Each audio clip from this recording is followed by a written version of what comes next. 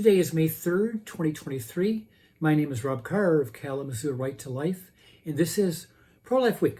Well, only two things on today's program. First is, why is the Biden administration targeting or harassing Roman Catholics or the Catholic Church in general? Why are they going after Catholics? We heard about, maybe a few months ago, we heard about memos coming from some FBI offices, I think in Richmond, Virginia, that said that they were instructed to kind of keep their eye out for traditional Catholics. They've got to watch these groups, watch these people.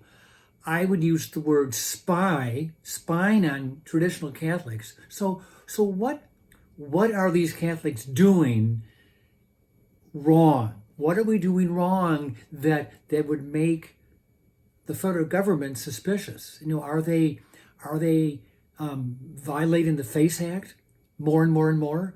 Are they attacking abortion clinics? Are they burning down abortion clinics?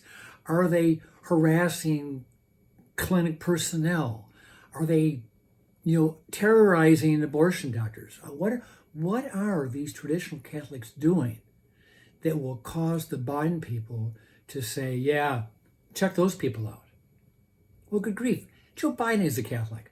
Are we to believe, too, that the FBI is going to be snooping around some of those rose bushes in the rose garden, spying on Joe Biden? Well, obviously, that's not going to happen because he's a pro-abortion zealot. He's on their side. So it just makes you wonder what are they thinking or looking for to generate this suspicion on Catholics. So here's my second related story. There's a large Catholic healthcare system in eastern Oklahoma. It's called St. Francis Health System. It operates 5 hospitals in eastern Oklahoma. They see about 400,000 patients per year, so it's not a little fly-by-night operation. And they were recently inspected by the government, and to the shock and horror of the federal government, they found in St. Francis Hospital a candle. And let me see here, it's referred to as a sacred candle, mounted on a wall, far removed from medical equipment and patients. It sits on a bronze basin, and there's a brass top covering the candle. The flame is an act of worship. This living flame is a sign of the living presence of Jesus. And it has been part of St. Francis Hospital since 1960, when they opened up their doors. Well, the Biden administration is not happy with that candle, that one candle. They're not happy.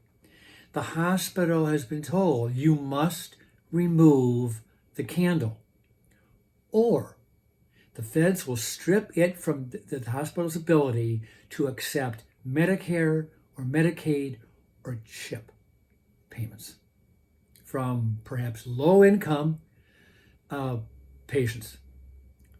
One candle, not even close to where patients are staying or hospital equipment.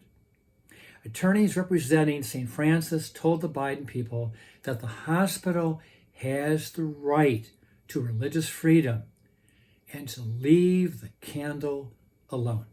Well, this is a new story that I just saw, so I'm sure this is not the last of this story. What is going on? I mean, obviously, they're considering this real flame, this real candle, to be a huge threat to the security of the hospital, that the whole place will burn down if that candle is lit. Well, I'm sorry. I'm just so sorry. And I'm getting tired of the Biden administration attacking every little thing that has nothing to do with safety. or health. Okay, so we'll be following this story. The last story. Sometimes political reality requires or forces pro-lifers or any kind of group to compromise, to get something pushed through legislatively. In the state of North Carolina, pro-life lawmakers wanted to pass a very, very pro-life bill that would either restrict abortion from conception or at least from a fetal heartbeat for like a 6-week ban. The problem is that North Carolina is governed by a pro-abortion Democrat who, will veto a very pro-life bill. And even though North Carolina does have pro-life majorities in the House and Senate, they don't have supermajorities that will be able to override a gubernatorial veto. So enter the compromise. So yesterday, the legislature, a member of the legislature introduced a bill that would ban abortions after 12 weeks. So it's not conception, it's not 6 weeks, it's 12 weeks. Remember the Dobbs decision dealt with a Mississippi law that had limited abortions to 15 weeks. Because before that, it basically was viability 24 weeks.